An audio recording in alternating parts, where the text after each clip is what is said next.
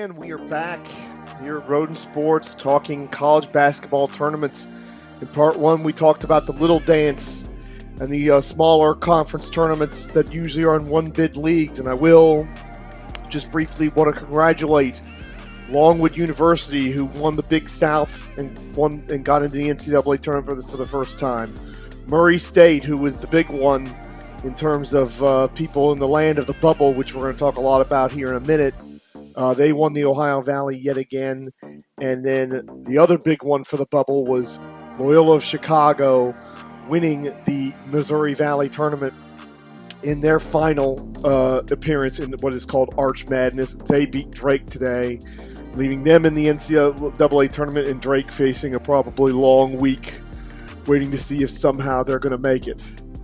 And that's what this coming week is. We still have a lot of the smaller conference tournaments, and those are great, and those are where the drama is for me. But we do have the drama of bubble teams in major conferences fighting to get in. And we'll say a lot about, we'll also talk about the A-10 and the American Athletic, who are not, strictly speaking, considered mid-major leagues, but they're not considered part of the Power Six. But what you really, or what I really enjoy, and in terms of drama is hard to beat, are the games where you get two bubble teams playing each other in a conference tournament where it is probably winner take all, and you want to find those games because those games are often fraught and very dramatic and fun to watch. Well, step forward in the SEC. It'll be Thursday at noon in the second round of the SEC tournament. Number 8 seed Texas A&M versus number 9 seed Florida. Both of them, according to Joe Lunardi, and we use his view of it because he's the most experienced at predicting the committee, and that's what people need to remember when they watch him on ESPN.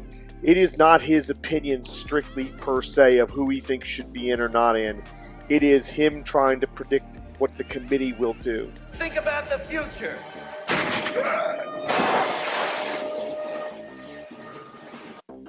So he has Florida and Texas A&M. They are playing each other in the 8-9 game in the SEC tournament. The winner will get a shot at Auburn, which of course would be a huge feather in the cap of either of these teams if they could win that. Both of them are in the next 4 out as of the time of this recording, according to Joe Lunardi. So that is almost certainly a win or bust game for both teams. The loser of that game is almost certainly not going to be in the NCAA tournament. And that really, in terms of the SEC, that is the one outstanding issue: is will Florida and Texas A&M get into this tournament, find a way to get in that way, or will somebody else steal a bid? And, of course, that's something you always have to watch out for, and we'll talk about that in particular with the Atlantic 10 and the American Athletic, where there's a decent probability for bid thievery. And if that's dramatic, and if that's not enough for you, almost at the same time, you will have the same situation in the Big Ten tournament, same time window, same seeds, same round.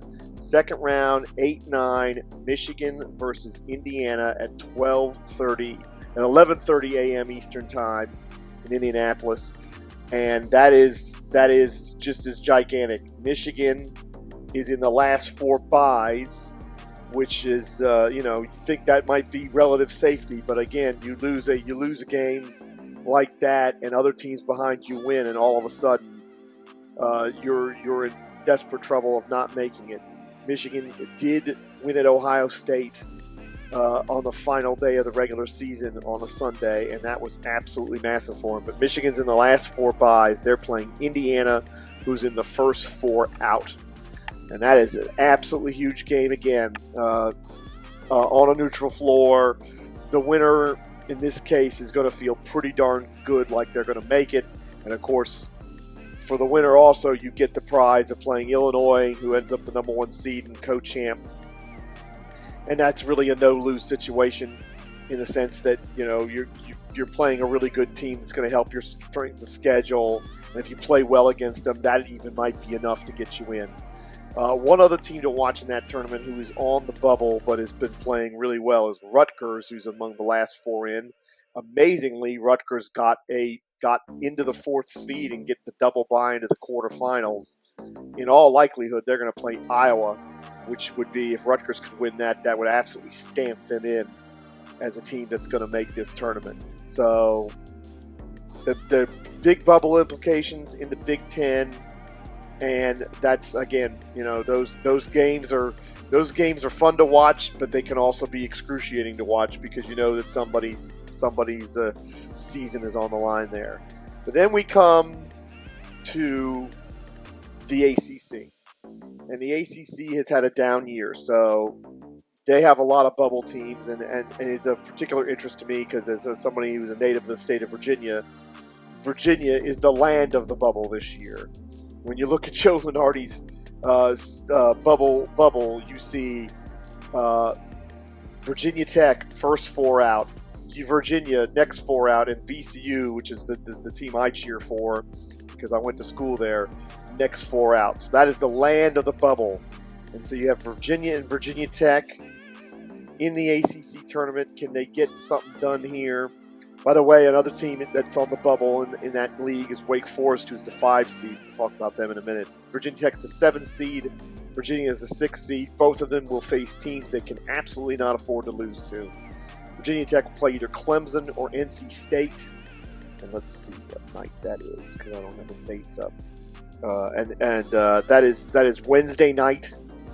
And if Virginia Tech were to lose to either Clemson or NC State, they could kiss any chance of an at-large bid goodbye. Same with Virginia; they're playing Louisville or Georgia Tech. If they lose that, they can kiss that goodbye. But both of them have really great opportunities if they win. Virginia Tech, if they can win, would play Notre Dame, who surprised everybody this year with a great season and are probably well in the field. And Virginia could play North Carolina, who until the last weekend of the regular season was probably squarely on the bubble, but by winning at Duke, shocking the Duke Blue Devils in Mike Krzyzewski's last game at Cameron Indoor Stadium, not only pushed themselves up all the way into the top 4 and getting that crucial double bye into the quarterfinals, they've also pushed themselves well into the field. And I'm not even sure losing to Virginia in their first tournament game will keep them out. Wake Forest, as I mentioned, is the 5 seed. If they were to lose to Pitt or Boston College Wednesday afternoon, they would be facing a nervous Wait.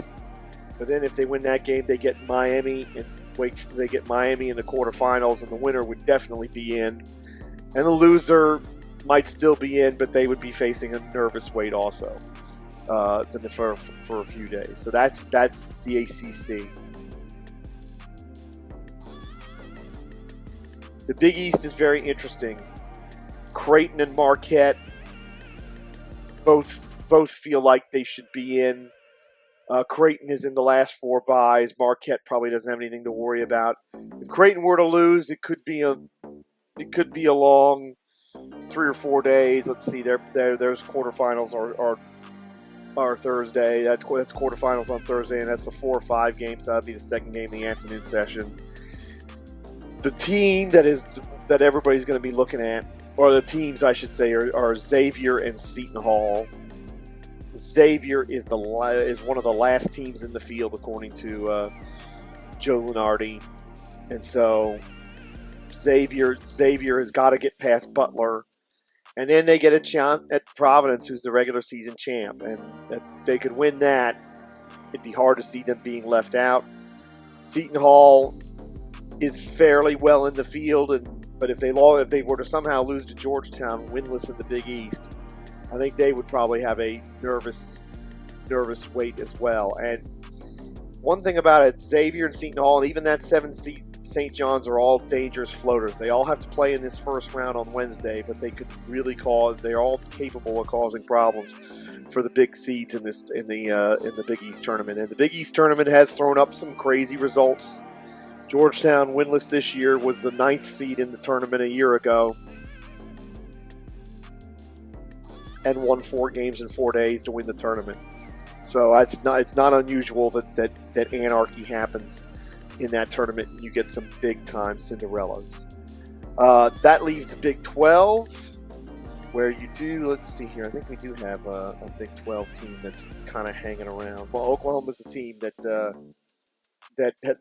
actually lost 8 games in a row at one stage of the season, but they're fighting their way back into the pit bubble picture.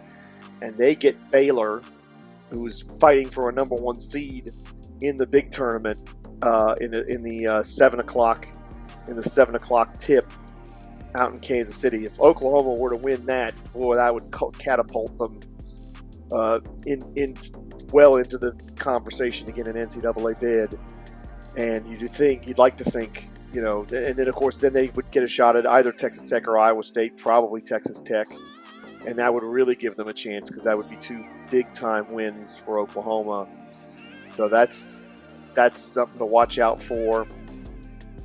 It's been a really good year for the Big 12. So a lot of these games are quality win opportunities on a neutral floor because that's how good the Big 12 is.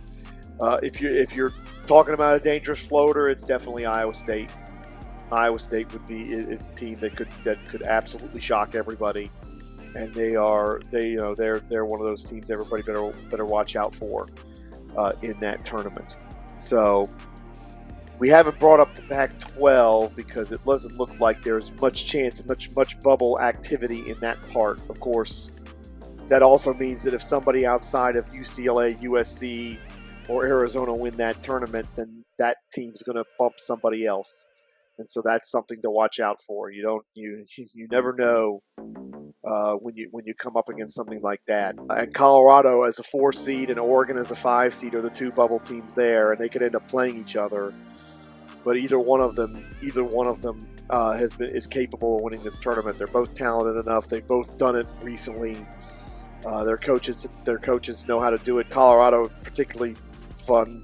Granted, it was several years back, but they had never won the Big 8 or Big 12 conference tournament in with something like 100 years of basketball, and then they went to the Pac-12 in their first year and won it. So those are if you're in the land of the bubble like I am, those are the 2 teams you're kind of worried about, is Oregon or Colorado. But as long as Arizona, UCLA, or USC win that, then there's no danger to anybody getting bumped out by a shocking upset there.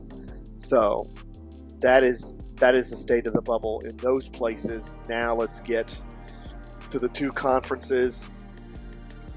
The 2 conferences that are not technically major power conferences, but they are conferences that typically have been multi-big leagues and will have a huge say in the state of the bubble. That is the American Conference, the American Athletic Conference, and the Atlantic 10. Both of them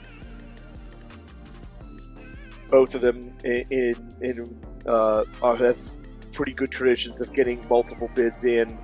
The American, of course, is still relatively new, having been created in the breakup of the old Big East, and the A10's been around for a long time. The A10 hasn't been down to 1 bid for many years.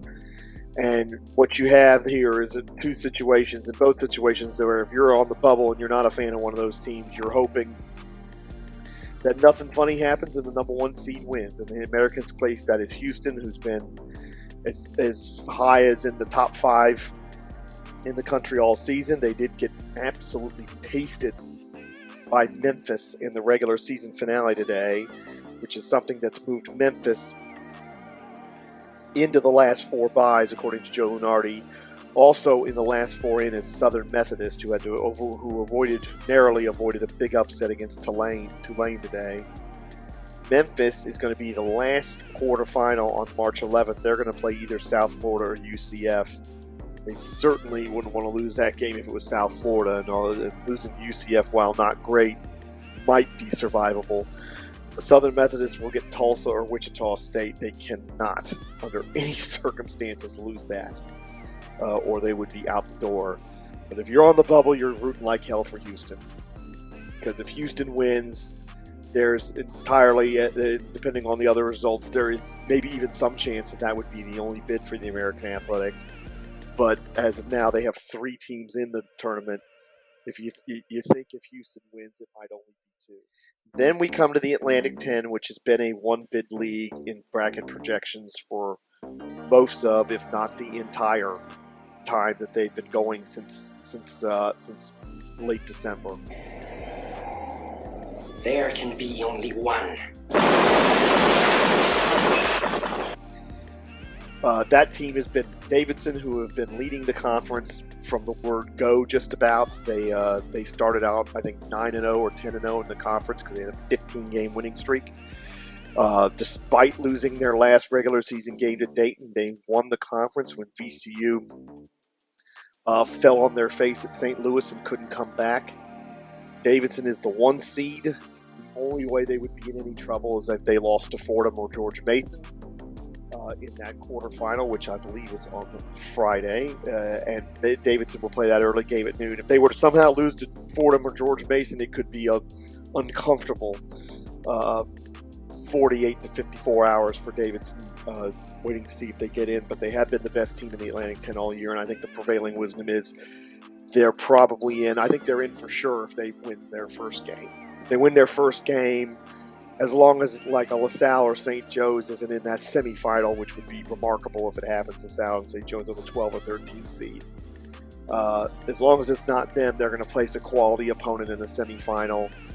And I can't imagine if they lost to, say, 5th-seeded St. Louis or 4th-seeded St. Bonaventure that Davidson would be out of the tournament. But if you're on the bubble in one of those other conferences, you are rooting for Davidson. Because if Davidson wins the tournament, there's every chance that that'll be just a one-bid league for the Atlantic 10. St. Louis is a dangerous floater. Beat VCU.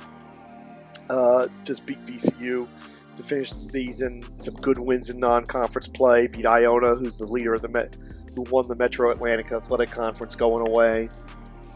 I think scared the heck out of Auburn. I think it was Auburn when they played them earlier this season. St. Bonaventure won the Charleston Classic. They're the 4th seed. They won the Charleston Classic, an in-season tournament. They had some COVID issues during the season. They kind of underperformed because they were the runaway choice to win the Atlantic 10 at the start of the year, but they have picked their stuff up towards the end of the season, and they are absolutely a big-time dangerous player at that 4th seed. And you know they're one of those teams that is on the bubble and it's got a lot of teams to jump over. But if they can get to the final, they give themselves a really good chance, and they have certainly a chance to win that tournament. They are the defending conference tournament champions in the Atlantic 10. And then you come down to the other side, and you've got Dayton, who's in the first 4 out. They're the 2 seed, having beaten Davidson in that last game in the regular season, and then jumping VCU because VCU lost to St. Louis. Dayton is a really good team. They won the ESPN Events Invitational in Orlando, where they beat Kansas, Miami, and Belmont, 3 very good teams. Kansas may end up being a number 1 seed in the NCAA tournament. Miami is likely to be in the tournament in the field as well. Dayton certainly wouldn't want to lose to George Washington or UMass in that Friday quarterfinal at 6 o'clock, but if they get to the semifinal, they could have a 3rd matchup with VCU awaiting them.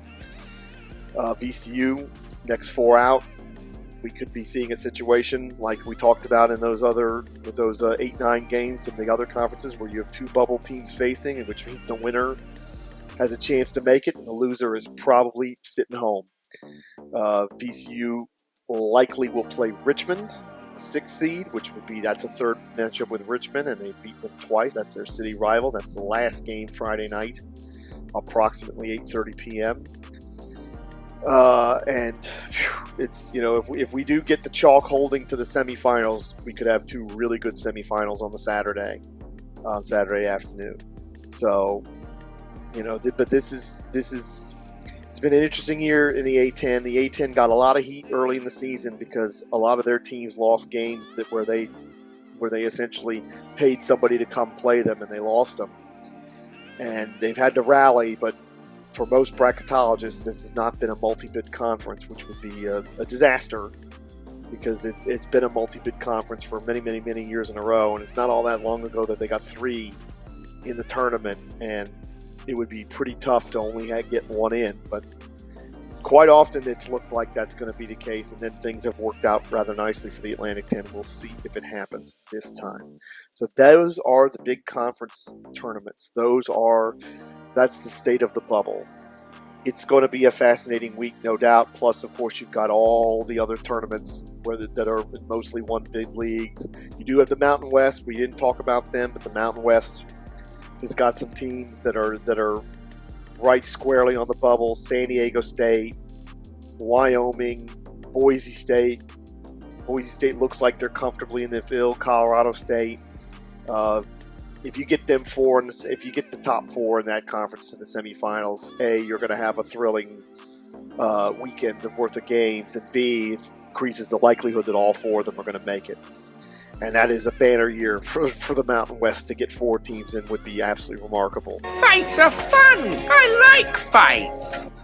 And, they're taking advantage of the A-10's weakness, the Pac-12's weakness, and the ACC's weakness for something like that. Same with the West Coast, with 3 teams projected as in of now. They're having one of their, if not their best seasons ever, which is critical, because if there was one big criticism for Gonzaga last year is that the West Coast was so bad that they were not ready, that it hurt their preparation for the national final, which they eventually lost pretty heavily to Baylor.